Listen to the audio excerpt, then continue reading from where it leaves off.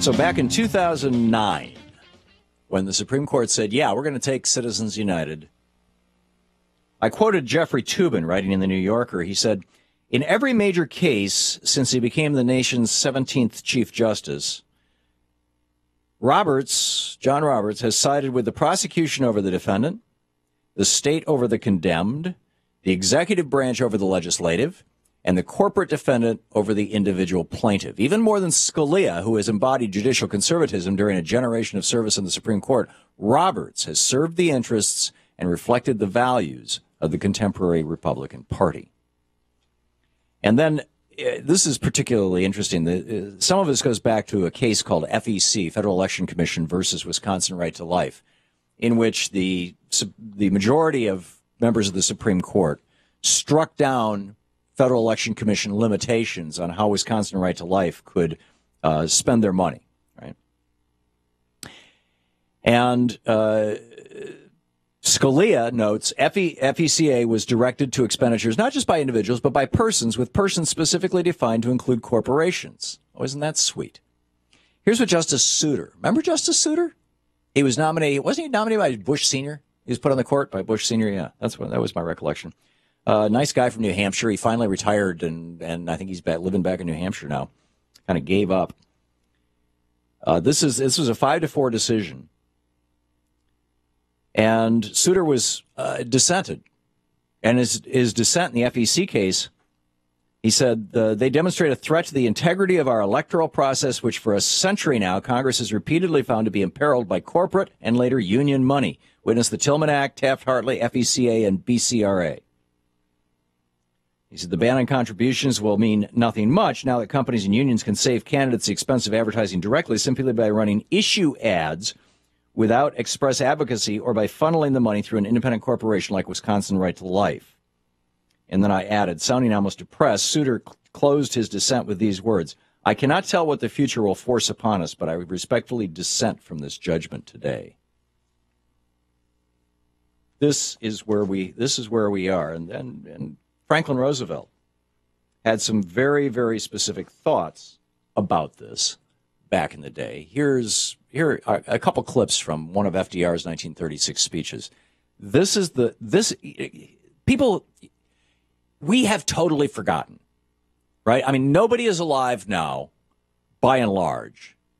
At least nobody is alive in the and participating in our public discourse. Nobody is alive now and serving in Congress. Nobody is alive now and showing up on television who was alive and old enough to remember with clarity and understand the context in which the great crash of 1929 happened, the election of 1932 happened, the revolution of 33 happened with FDR coming to power, or frankly, even to remember hearing Franklin Roosevelt in 1936 saying things like this. Private enterprise, indeed, became too private. It became privileged enterprise, not free enterprise. And he continues. The royalists I have spoken of, the royalists of the economic order, have conceded that political freedom was the business of the government, but they have maintained that economic slavery was nobody's business.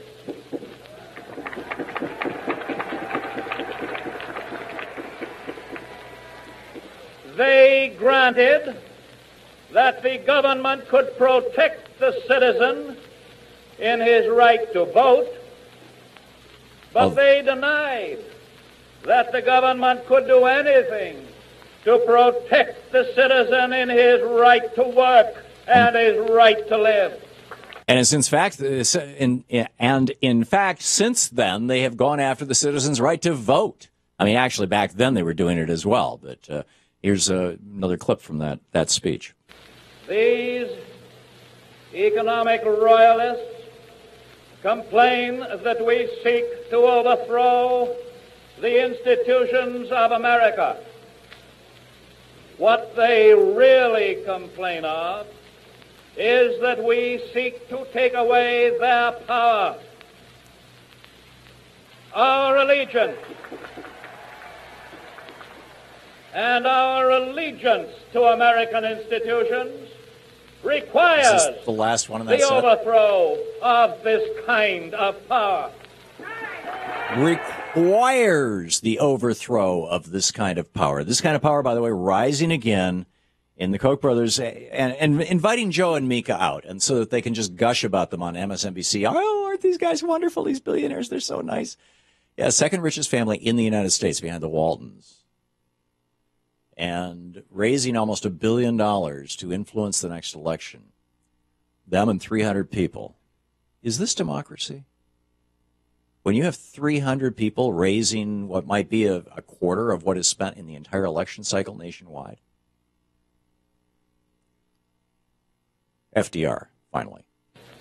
In vain, they seek to hide behind the flag and the Constitution.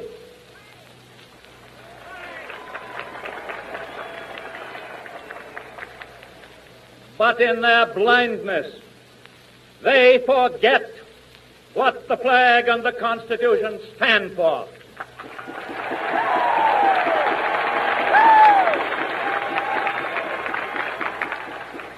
Now, as always, for over a century and a half, the flag, the Constitution, stand against a dictatorship by mob rule and the overprivileged alike.